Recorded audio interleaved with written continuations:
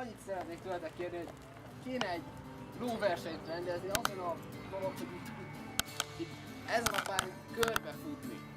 Megvan? Jó? Egy srác el fog titeket indítani, és utána kéne 3 kört menni. De. Annyi pénzetek lesz, szóval alapjában véve is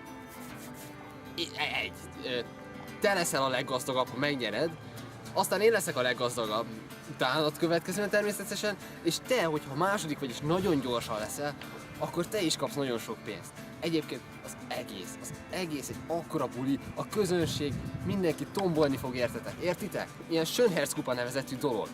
És mi vagyunk a legnagyobb vadnyugati csapat, akit el tudtok képzelni az egészben. No már most a nevünk az, hogy Mississippi Assassins. Ezen a Schönherz-kupán például lóversenyt kell rendezni, ami esetünkben itt fog megtörténni.